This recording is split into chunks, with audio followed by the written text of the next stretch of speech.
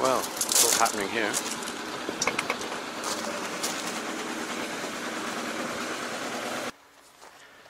Right. Well, we're checking everything on this car because it's going on the London to Brighton Classic Car Run this Saturday, which is only 2 days away. So I've filled it up with oil, but it actually took quite a lot.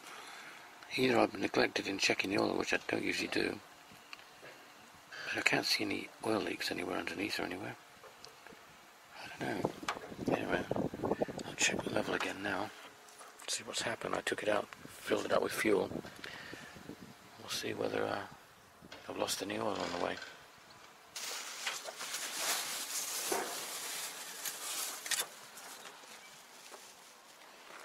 Well, that's still full up.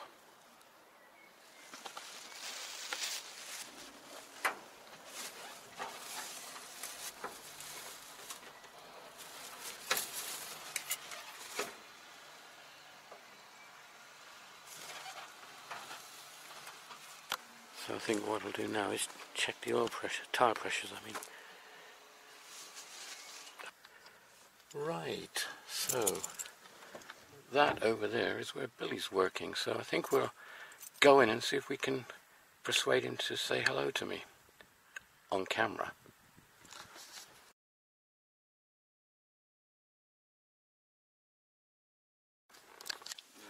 You can't have it on in here. No. Okay.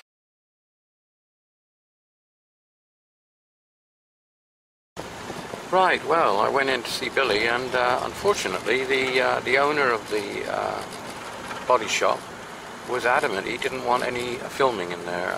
He was concerned about, I understand that, but he was concerned about people's cars, and he thought that it wasn't the right, well, he said no filming. So that was that. So I'm going to try and grab Billy at some point outside of his work and have a chat with him. Yeah, so then I went into Anglian Vehicle Services and asked them if they would do me a favour, which they agreed to. We'll see what happens, but I'm going to drop the Dodge along tomorrow and see if they can just grease the suspension joints while I wait, get it up on a ramp to do that, because I've got about 300 odd miles, 400 miles to do the weekend, and it's due for greasing this car. And when these joints dry out a bit, it does tend to dry out very quickly and they start creaking, so I thought I'd better get that done.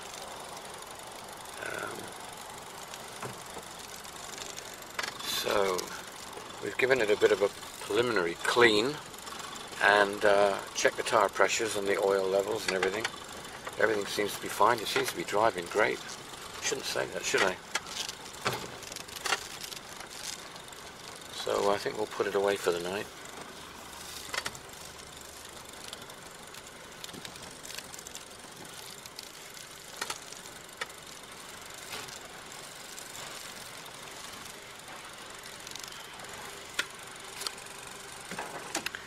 And we'll do a few things to it tomorrow and hopefully get it greased up, ready for the weekend run.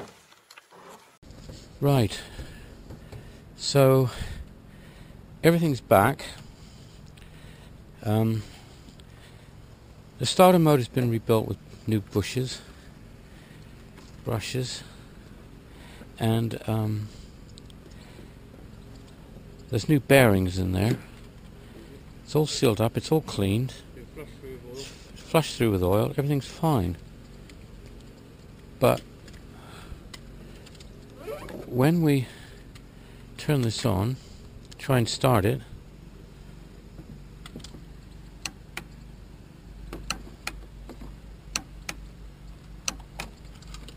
all we get is the solenoid clicking. And that is what we had when we then bought a new battery, repaired all that lot, and we haven't resolved anything. So we're going to try jump starting just to make sure the battery's not flat. But it's a new battery, but maybe it drained. And then I don't know what we're going to do. I think I may leave the country now because I'm fed up with it.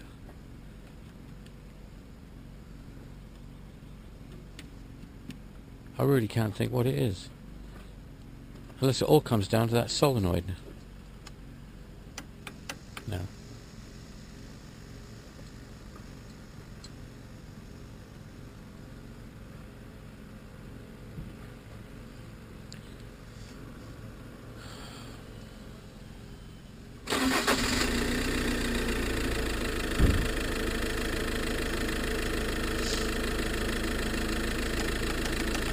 No.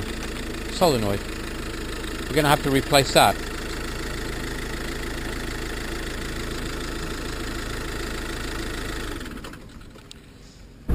Did they say they had a solenoid there? I think they did, but I'll give them a call. So, this ATV is a bit of a bugger really. We basically rebuilt the starting systems as best we could. The starter motor and bearings and brushes and new solenoid and everything. And suddenly then nothing happens. It's even worse now. It's just got a click. When I say worse, what I mean is we've now got the stage where actually we could start it with the kickstart, but now even that doesn't work. Here we go. It's a bit stiff, but it's not actually doing anything. It's not kicking it over at all. So, I don't know. Well, whether it's some of the ball bearings that have sort of migrated into part of the section that has the drive in it. There must be some sort of cogs or something that turn the engine over. Well, the engine's not really turning over now. Anyway, so what we've done is we've got hold of a ATV mechanic, and he's coming over here in a minute to have a look at it. Right, so the party wall is going up between the well, this effectively what will be a house here, and over there will be a couple of flats. Looks a mess at the moment, and hopefully it will be a lot nicer at some point. This little area here will be a study, we hope.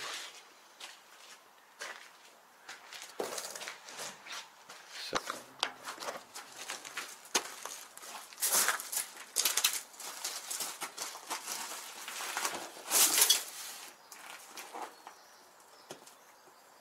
it's not going further than the solenoid. No. But then why isn't that, it's like maybe it's like 2 or 3 different problems here now. Could be, couldn't it? Seems odd, doesn't it? That starter motor does. That, kickstart does. Yeah. Yeah.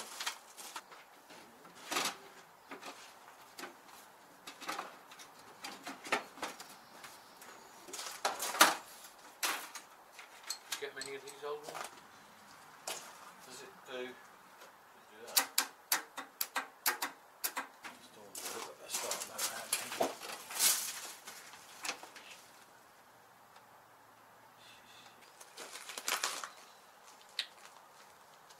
He's got them tight, hasn't he?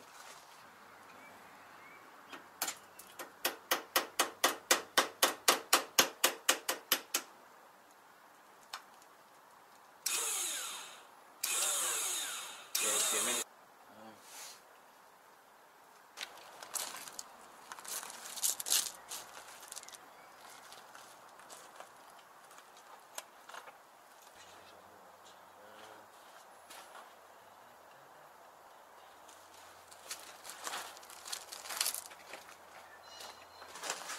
Right, well, that was a really weird thing.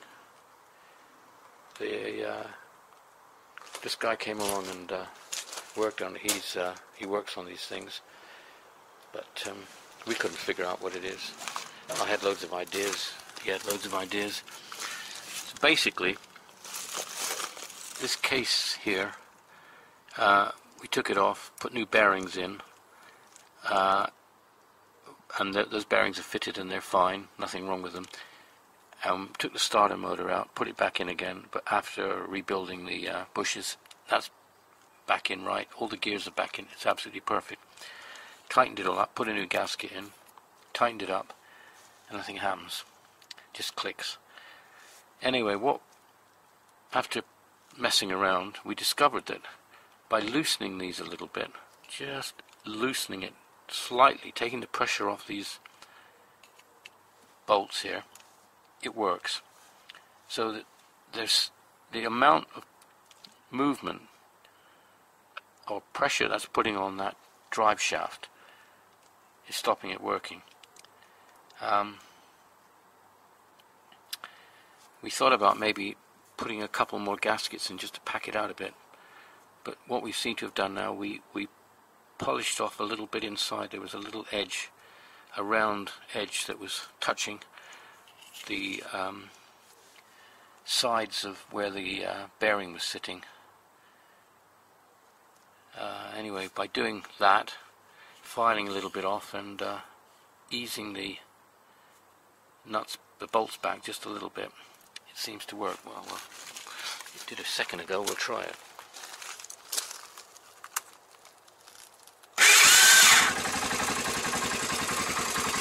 Yep, well, it's running now, but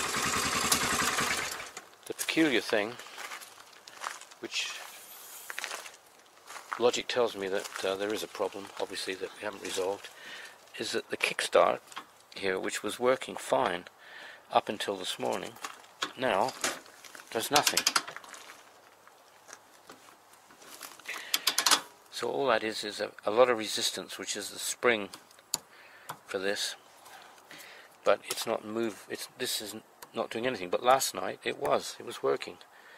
When this stopped, when the starter motor stopped working, we couldn't get it to work. I was using this to start it, but now this won't work. Anyway, at the moment we seem to have it working, so we'll thank our lucky stars and just leave it at that at the moment, see what happens.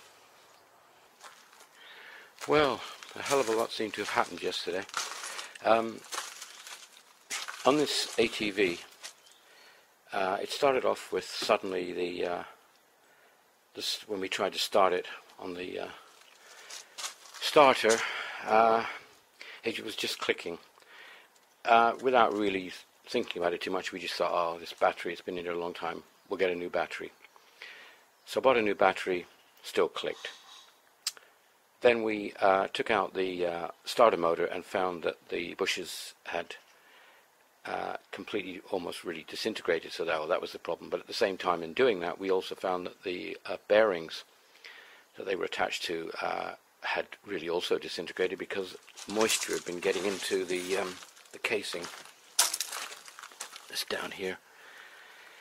So we put a new bearing in, repaired the starter motor, put it all back together again, and all we got was a click. Then we decided, well, the only thing that's left was the solenoid, which was probably naive to even think it was that. But anyway, we bought a new solenoid, put that in, still the same problem. Got the guy down here, ATV expert, and after a couple of hours of work, the only thing that he really could explain what the problem might have been was that when he tightened up the we tightened obviously these nuts up here for the casing, this one, and if you loosened it slightly or packed it out, if we packed it out with a thicker gasket, but anyway, by just loosening it slightly, the starter motor worked. But the strange thing that happened at the same time was the kickstart stopped working. Anyway, I was not happy with this result because obviously there is a problem. The kickstart, which was working, suddenly that didn't work. Then we managed to get hold of another guy who had been in these ATVs for many years and knew these things a bit better, I think. And he said, well, he confirmed what I thought, there's something wrong with the clutch, because when I started to drive it, it was slipping. So I figured that the problem was the centrifugal clutch. So apparently there's an adjusting nut on this side. Well, we adjusted that according to what he advised, and it started to work. So let's see what happens.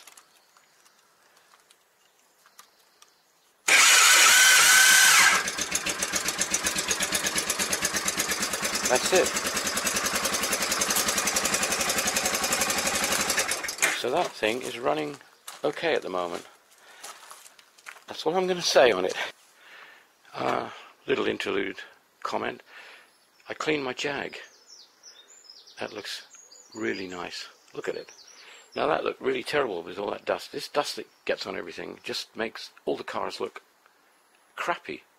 But you clean them and they're beautiful. That's lovely Jag. Anyway, I'm off this morning to the London to Brighton Classic Car Run. This is not the veteran run, which everyone gets confused with. It happens in November, the end of November. This is the Classic Car Run. This year it's starting at Greenwich, and we're heading off there today. And I've got my Dodge booked in, which will be the 3rd year that I've taken it. Anyway, yesterday I decided to drop it down to Anglian Vehicle Services to get them to grease the suspension joints, because this car, if it does get dry, it really starts to squeak and groan on those joints.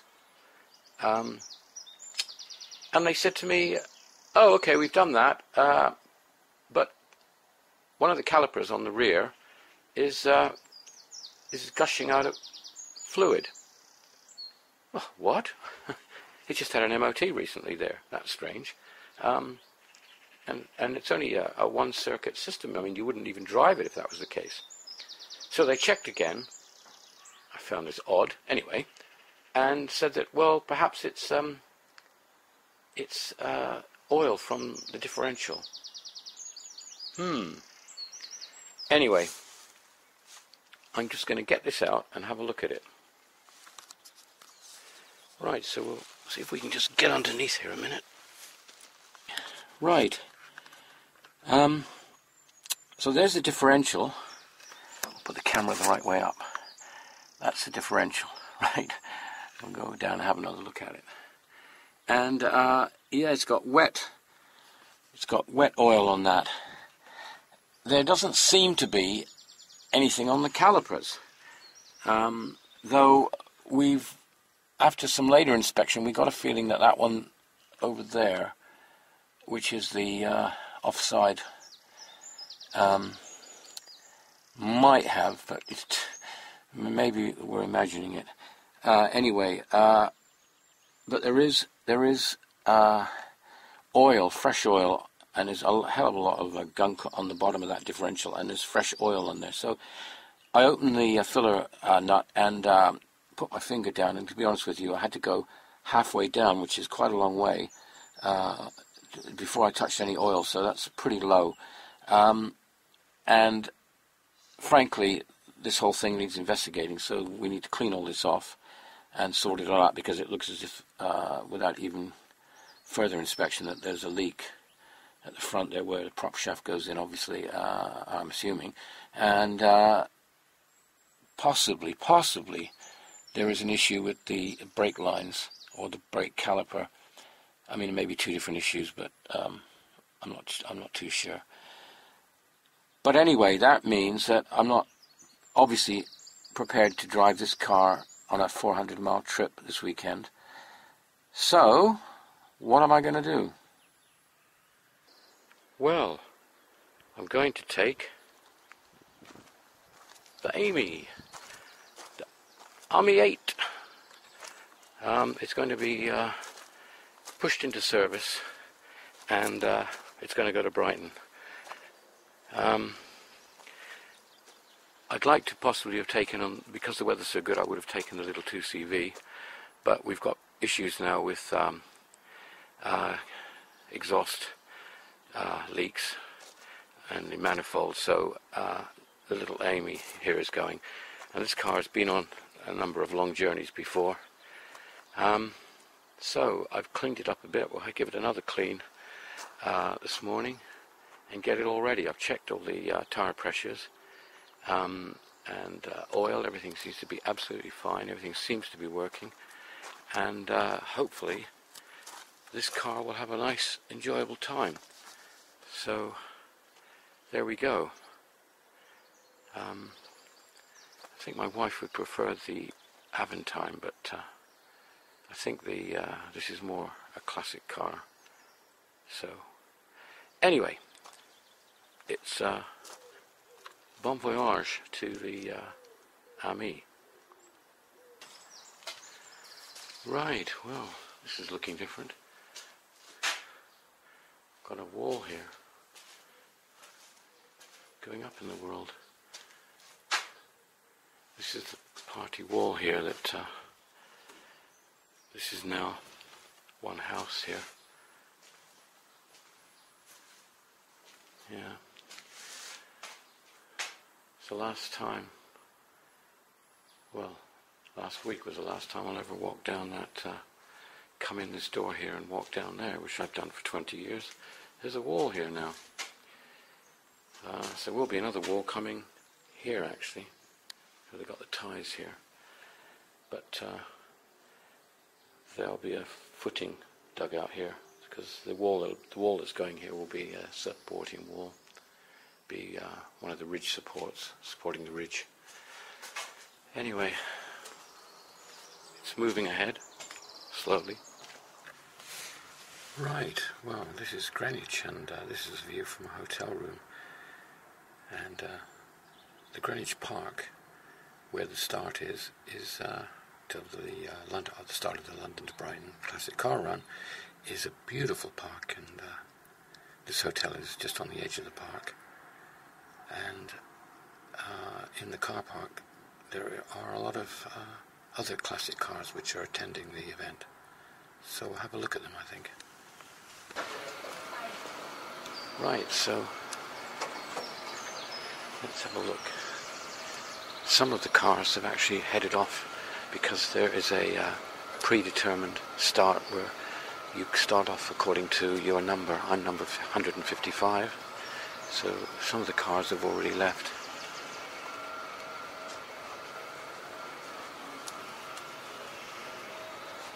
They're all very clean. This is interesting.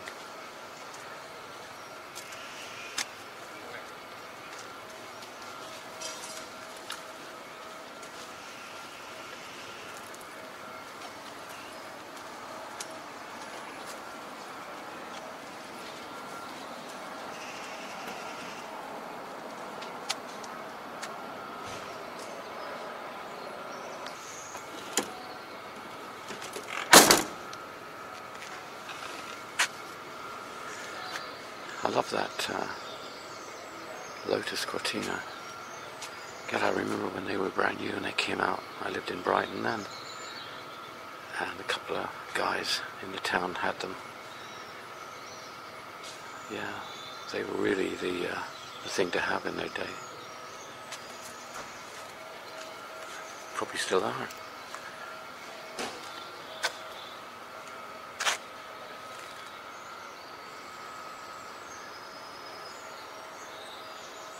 Well, we've arrived at the starting point, and we're all queuing up here. Beautiful day for it.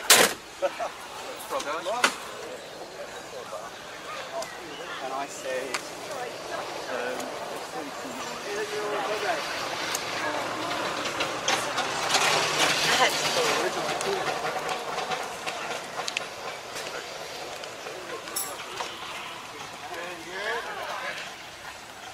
Right, there we are, 155, London to Brighton, 30th anniversary. So we'll put this on the car. Now that's unusual. A convertible Cortina, Mark 1 Cortina convertible. That is a rare car.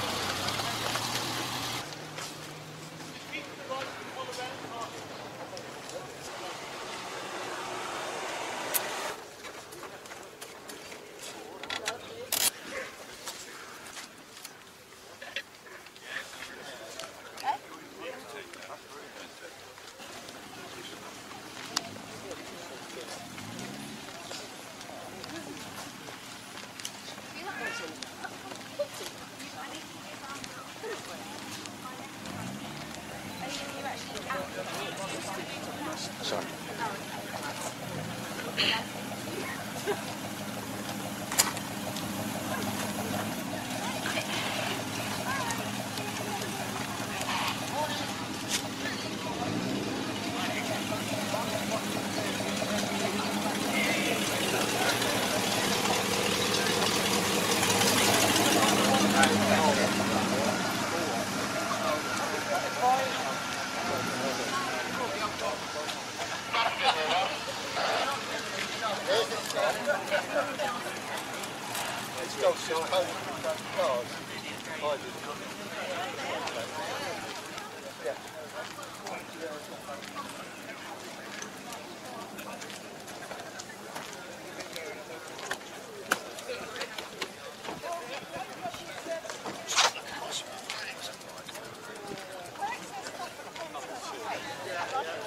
Yes, that's official.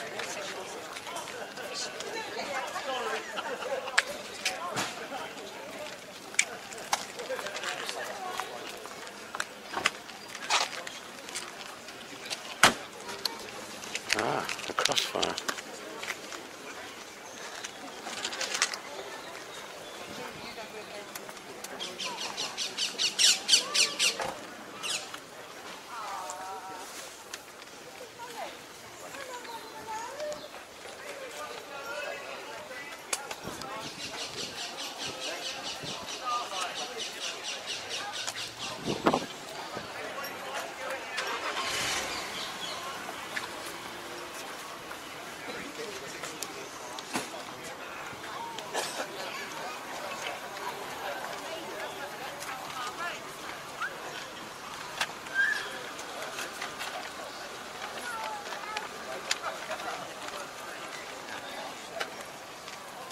Older than mine.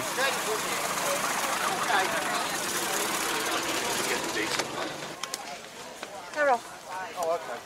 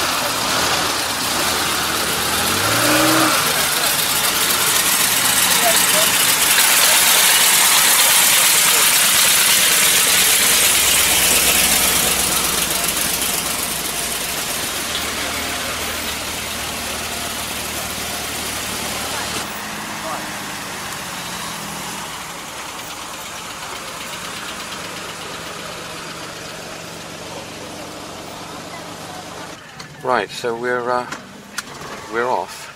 Well, we're in the queue to go off. This is the park in Greenwich, and we start the route to Brighton. Actually, we're leaving a little bit early.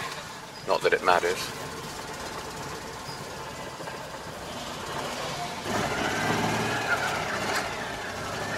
Come forward.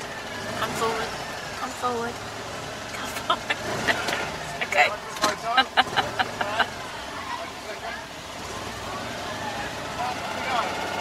Thank you.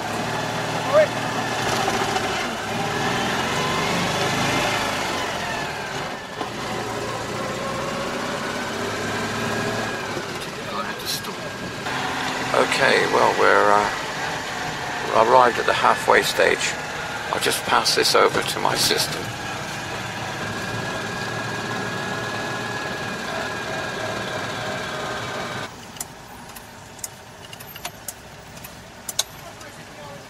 Okay, thank you. Straight on.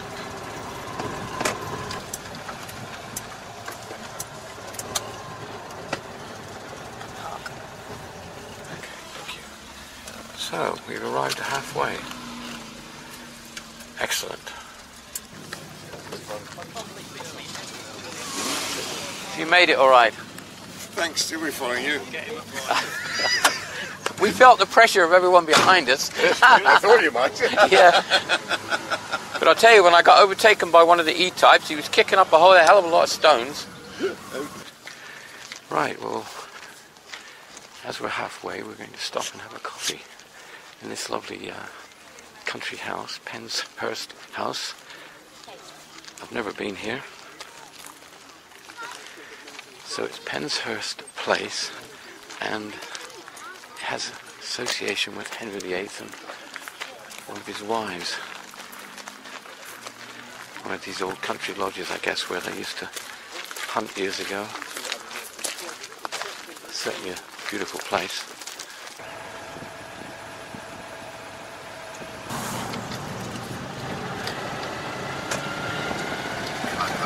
As you approach a sharp bend chevron sign, turn right to stay on the Ovingdean Road, which I think is where we went wrong last time.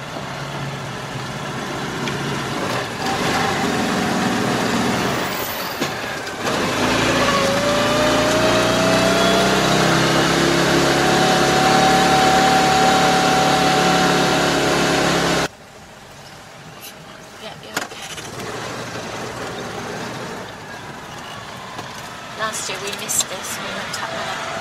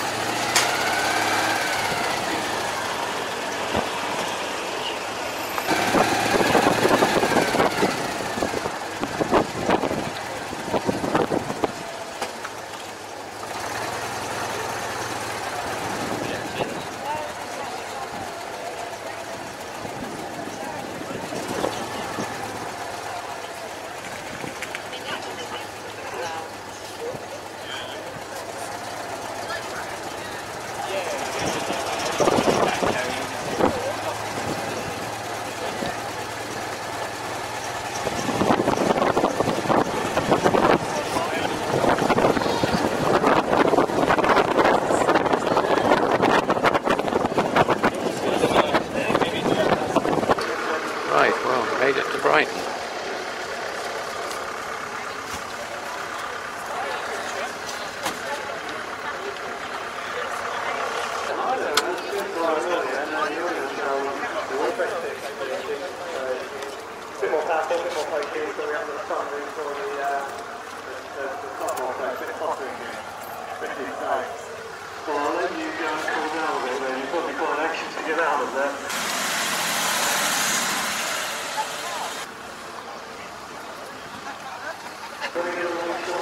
Well, it's been a hot day here. We've Been talking to people and looking at cars. Met up with some old friends. I used to live in Brighton. So it's been a very exciting afternoon. Of course, the drive down to Brighton is quite long because you don't just come down on the motorway or anything like that. You go and follow a route, and the route takes you the most complicated way that you could possibly imagine. You hear the loudspeaker going on here. Lots of nice cars. I love this old Mercedes.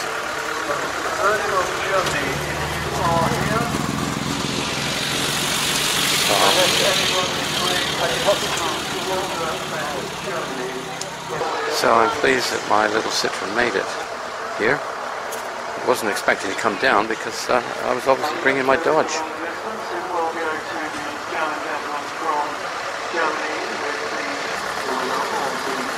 Bond Equip, I think they were called. Lots of people going home now.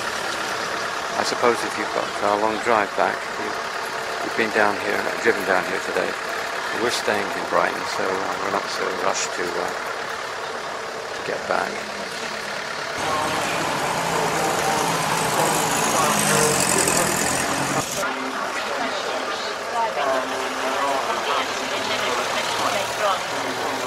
So I just thought I'd give you a quick ring and say welcome.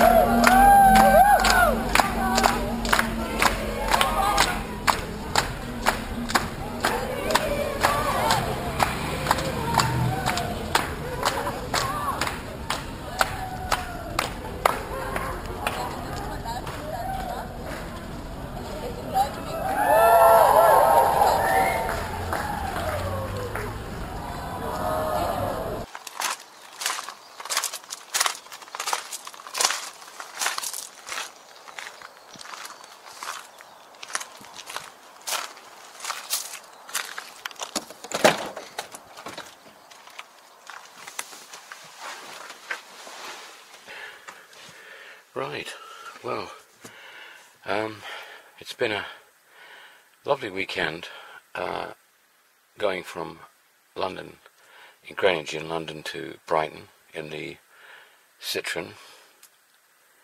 But now we're going to take the Renault Aventime this morning in for a service and an MOT. But before we do that, we're going to just do something different here. While I was in Brighton, I reconnected, as the expression is these days, with an old friend of mine who I'd not seen since I was at school, or just after school, back in the 60s, some time ago actually. So, we had a really good meeting and everything else. That was fantastic. Now this fellow, I always remember as being the most amazing musician. He could play the piano, and he did, by ear. I mean, he would listen to a tune on the radio, and we didn't hear music much because it wasn't as readily available as it is now. And he would listen to a tune on the radio, a current, rock and roll tune, maybe Little Richard or something, and and he would play it. He just played on the piano. It was absolutely stunning. Well, anyway, what he's done is he's given me a CD, and it is a cappella arrangements that he has done, because he plays instruments and all sorts of things, but this is some a cappella singing that he's arranged for me to listen to. So I'm going to put a few of them on now. Hopefully they won't break YouTube copyright acts or whatever, because they're not recorded by some band or something. So just a moment, we'll put the CD player on here.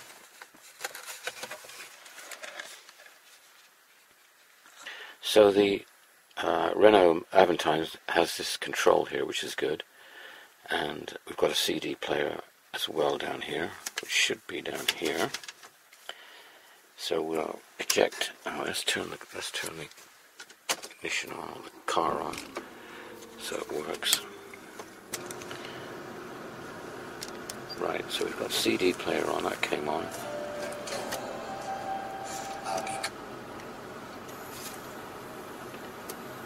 Eject that. Right, so we'll put this on.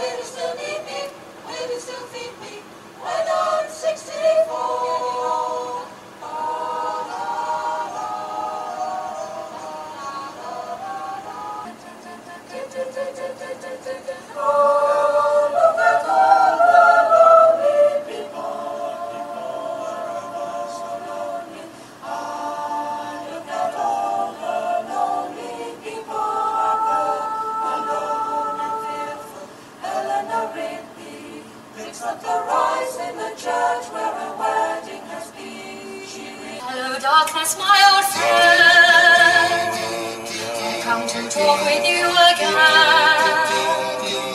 because a vision softly creeping left its seed while I was sleeping, and the vision that is planted in my brain still remains in the sun.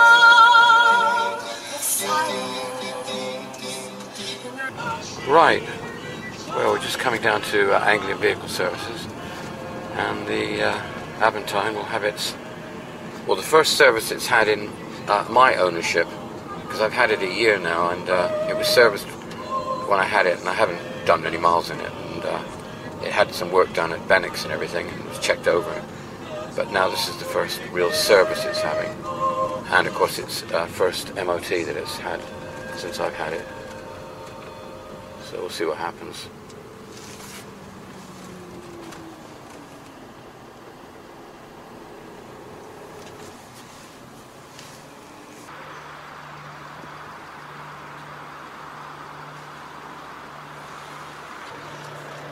So Tom is going to pick me up. He should be on his way here in the Volvo to pick me up here. And the Aventine was sitting there waiting to be MOT'd and serviced.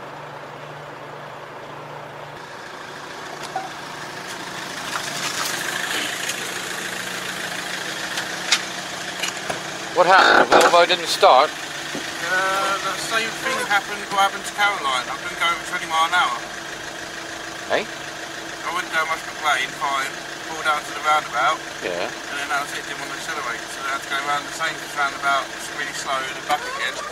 And then change to the van.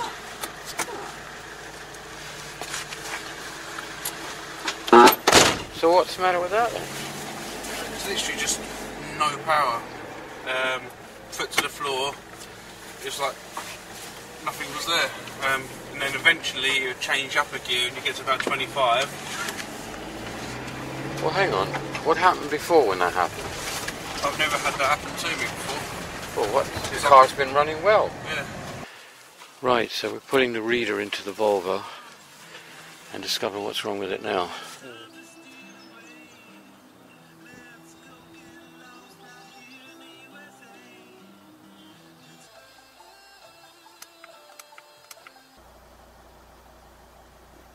Manifold pressure, We've had that before, haven't we? barometric pressure circuit high,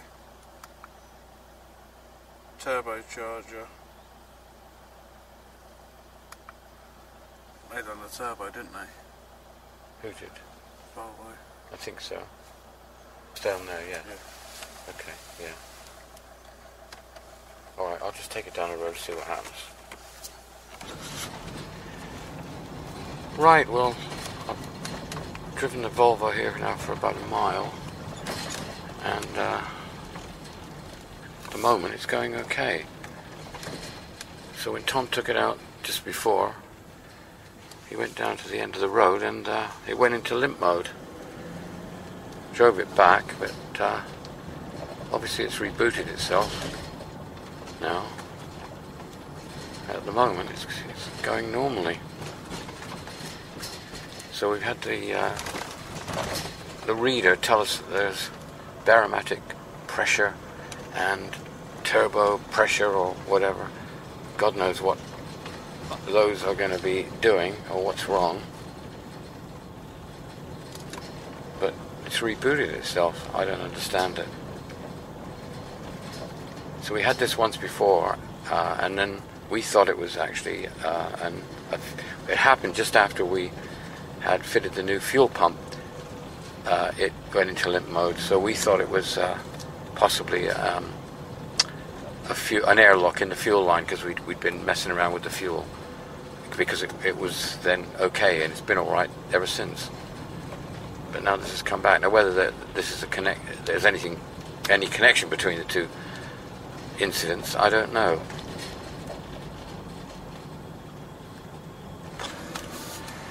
Right, well, I've just done about 5 miles, and car's running normal. I don't know.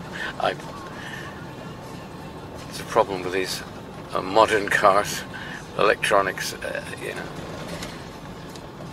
a sensor senses something, and the system goes into limp mode, and then it reboots, and you can read it, but nothing happens, and then it happens again. I don't know.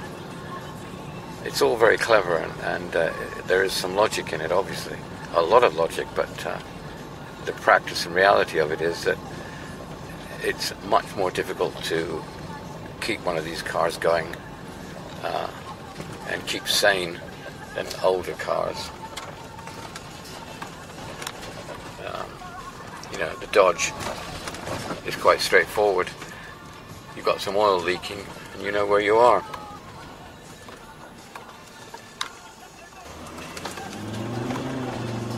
This is going fine now. Pulling away, lovely. It's not a problem at all. Right, well, it's been a couple of busy days since I got back from Brighton. Most of the old kennel building here has been dismantled. Not much left of it now. All the pens were where the dogs were. So all these walls have been coming down. Still more walls to come down. You can see the ones with crosses are coming down. So this area here will be a flat. But also, there's been things happening with my cars. So let's see. Well, I've just picked the Aventime up from the garage from Anglian Vehicle Services, and it's had an MOT and a service. Now, I don't know what comes first, the service or the MOT, but let's assume the service came first. What they did discover was that it had a wheel bearing gone. Apparently it was quite noisy, and I hadn't heard it. Well, I think my argument, or my excuse is that I'm so used to noisy old Citroens that I thought this car was really quiet. Anyway, so we had a new hub put in it, hub bearing, and it is quiet, I've got to say. It's a lovely, lovely car. I do like this Aventime. I really do like this Aventime. It's a really lovely car. It's lovely to drive, and it's quiet, and it's unusual, and all those things. But at least now it's got a new MOT, and it's had a service, so I'll probably use this a fair bit now in the summer. Well, the Crossfire is okay. I haven't been driving it for a couple of days, and it's waiting to go in to have that little bit of bubbling done on the paintwork. I have to get this out because it's a lovely car.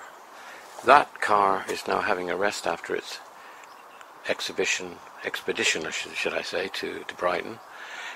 And the 2CV here is waiting for the 2CV expert to come and sort out the blows that we've got in the manifold and everything. Well, the Jag is lovely. It's getting dusty again after I cleaned it, but it is lovely. I've had that out a couple of times, taking it for a drive. It's beautiful. But the bit of news, I guess, is that Andy, the electrician, turned up today. I thought he'd retired or given up working for me. Haven't seen him for months, but anyway, he turned up, cheerful as anything, and he fixed the wiring on the switch here. So what have we got? We turn it on to start the car. Now, it's a 3-speed blower, but actually, to be honest with you, it doesn't really work in much of the other speeds. So, but if we put it on full, it blows quite hard. So that's, you can actually hear it. I think that's okay. So I've got a blower now in this car, which means that come the winter I'll be warm. And I now have booked this car in to Anglian Vehicle Services for a couple of weeks' time to sort out the leak in the differential and to establish if there is any leaks in the braking system. Because I am hoping to take this car to Cromer. Its next outing, or the outing that it's booked in for next time, is a weekend away in Cromer. That'll be coming up sometime in July. So if Anglian Vehicle Services can sort this car out, then I could take it with me to Cromer. Okay, that's that. Well, this mower's working now. It's fine. Tom and I sorted out the starter motor, and that seems to be all okay now. Used it quite a few times, and it's working fine. But there is a problem with the other one. So, this one suddenly went to start it today, and it was dead. But trying to get the terminal off, and the terminal seems to be broken. So I'm going to have a look at this tomorrow. I'm not sure what the problem was. I was using it, it was fine, and but when I went to start it today, it wouldn't start. It was completely dead. So I was going to take the battery off to charge it. Maybe I thought, well, battery's gone dead. I don't know why. Got to be a reason. But that's the job for tomorrow, I think. Meanwhile, they're dismantling part of my old garage here, or shed. And actually, when I first bought my Dodge, and it was brown, it sat in this spot here, undercover, for about 6 months waiting for Bennix to take it in to paint it. But we're taking this part off, moving it back, because there'll be footings built, being put in here soon, for a garage for this house that we're building. So all this area is changing. All of this will be coming down in the next few months, I guess. And there's a new house being built, hopefully. A lot of changes over the next 6 months or so. So temporarily we've made a different way of working here, putting my bikes here. I've got one bike being fixed where the cable got pulled out, and my scooter over here waiting to be taken for a ride, which I'll have to do sometime soon. Right, well, I was planning to take the Aventine to a classic car show today, and bear in mind this car was MOT'd and serviced only about 3 days ago, 4 days ago, and now I've discovered the wipers aren't working. So I've got the instruction book, and I have noted that the fuses are underneath the front carpet in the passenger well. At least that's on the French side, so I hope it's the same on the English side. Anyway, I'm going to see if I can check the fuses now. Got the instructions here, so let's have a look. Take this carpet up. It needs a clean, doesn't it? Ah, I see the fuses there.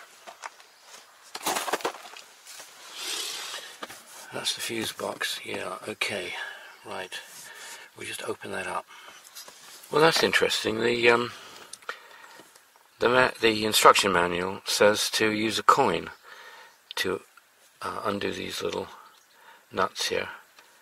But must be French coins must be very thin, because even the thinnest coin that I could find wouldn't fit in there. I had to use a screwdriver. So these little plastic nuts undo. But as I was undoing them, I noticed a drip of water. Just strange. Some water just dripped down there. I don't see where that's come from. Odd. Anyway. See what happens. That comes off. Right, well, I've had a look at both of the fuses that are indicated that they relate to the wipers, the front wipers, and they seem to be okay. Though that doesn't necessarily mean everything, because there could be a tiny break in it that you can't see. So the best thing would be probably just to replace them. So I think I'll go and buy them. That will probably be the next thing to do. But let's try it. Let's try it again. See what happens. Right, I've got the engine going. No wipers. So if I put the rear ones on, the rear ones are working. No washer and no wipers. Most peculiar.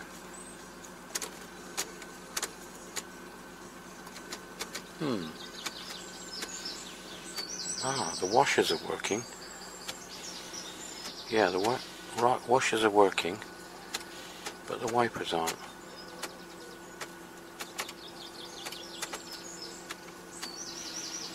Water's going down, so the actual washing mechanism works, but none of the wipe works. Well, not being an expert in any way on electrics, I don't think I'm going to fiddle too much more with this, because I don't want to move or dislodge anything that may be wrong.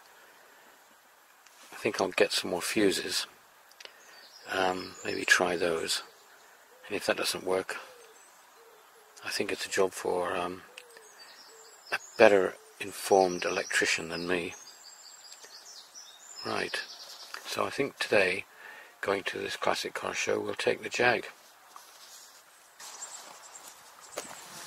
Well, I've established that the problem of the Aventine is not the fuses. So next thing I suppose is the motor. Maybe the motor's just jammed, so I think, well, I'm going out now, so I think I'll come back, I'll give it a tap and see if I can nudge it into operation, but maybe the motor's just packed up. Anyway, seems a bit abrupt, didn't give me any sign, but anyway, so what we'll do now is have a look at the Jag. Well, the Jag's cleaned up well. All that dust on it makes it look really awful, but as soon as you give it a clean, wash over, it's beautiful. It's in lovely condition. The paintwork is superb. Hasn't, oh god, I shouldn't say, hasn't got any marks on it. It's got a couple of tiny stone chips in the front, and it has got a tiny stone chip in the glass, just there. Tiny little chip. I want to see. It's got one over on the far end and one somewhere to trouble these. There's one there, I think. But other than that, pretty unmarked. Got a little chip there.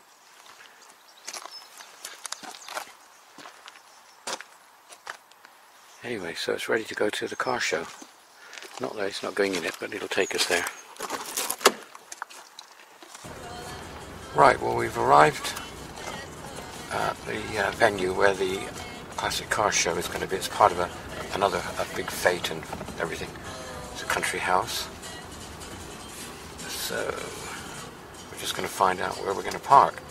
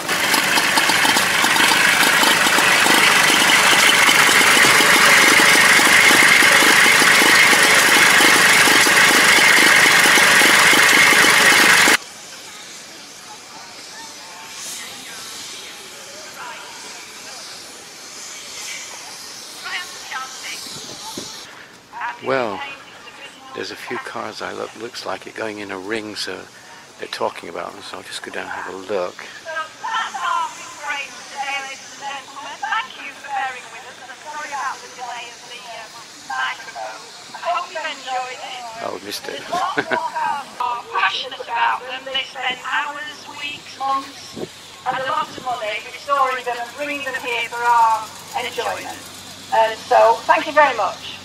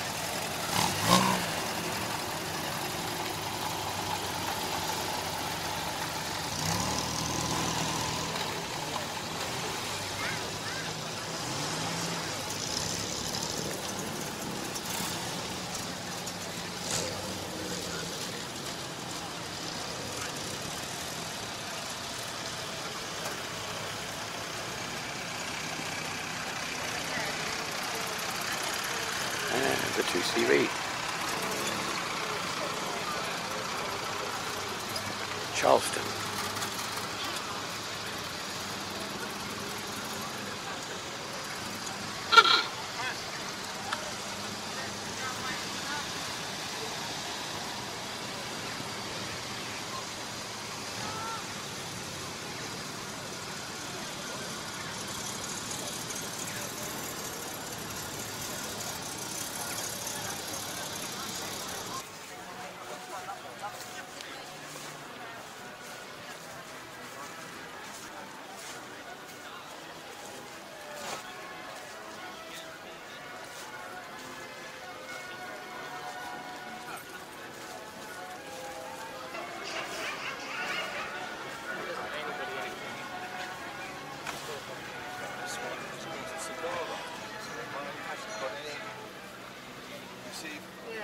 Behind that.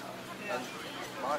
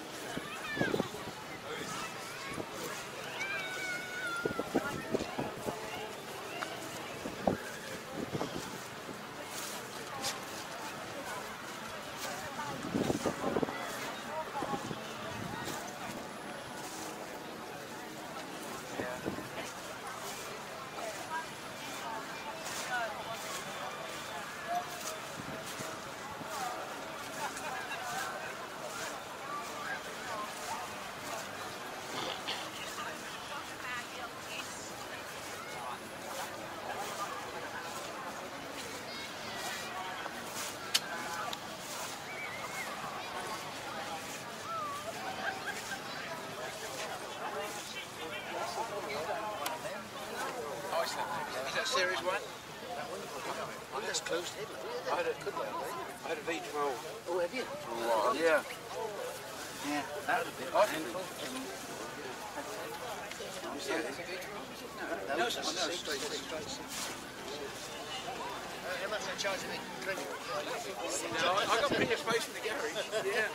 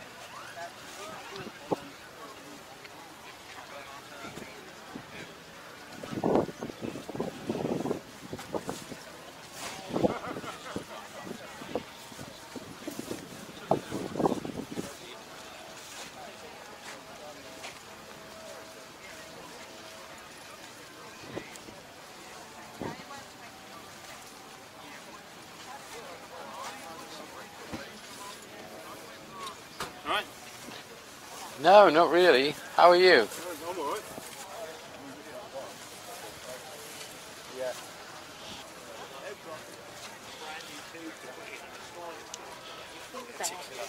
Yeah. That particular bit there, when I restore it, you know, take it off, and then polyurethane, and that has a nice, hello Chris, Hi. has a nice bit of flexibility to it. Because people, the people, cracks. Yes. What I've done is also I've run a bit.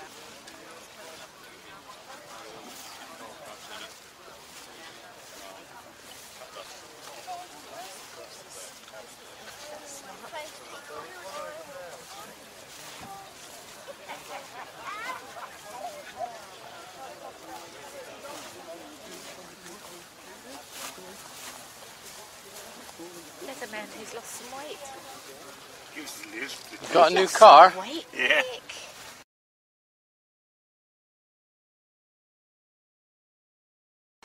You've lost a bit of weight. Yeah, I have cost quite a bit, yeah. Wow. How are you?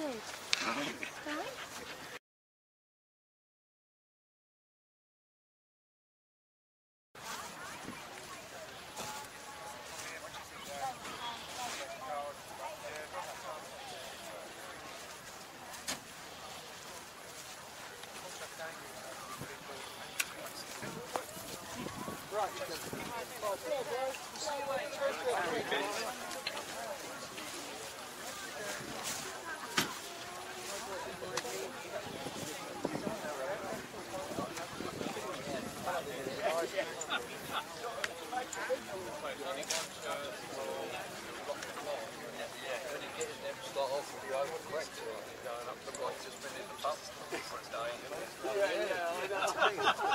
It might help actually.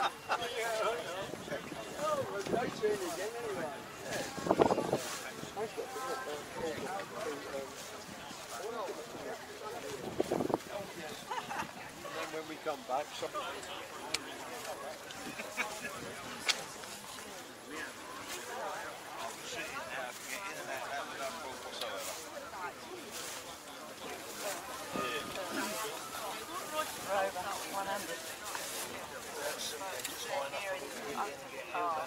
oh, you know what happened, don't you? Yeah. The water would go up the house.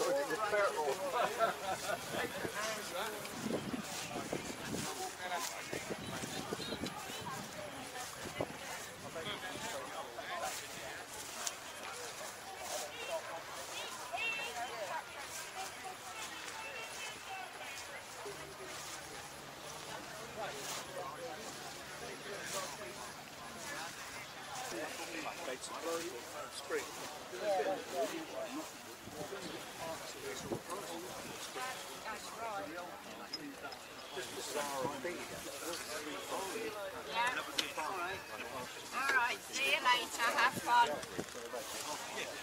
So we all said yes. So we said yes to you already.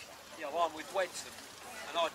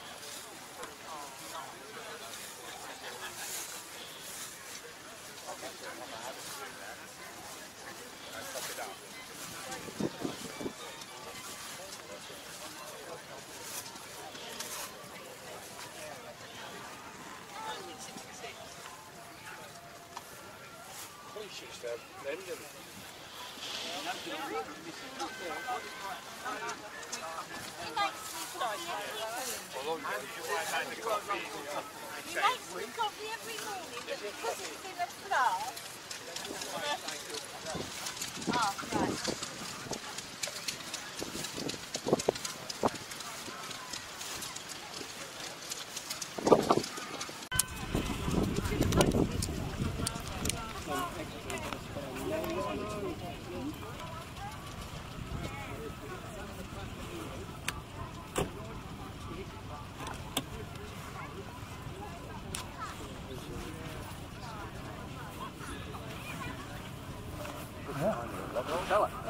That's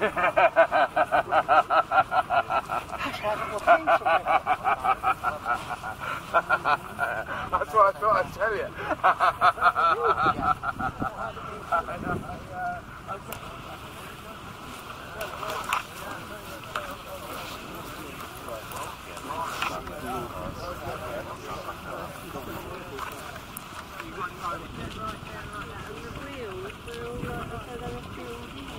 I could hear them before. Yeah,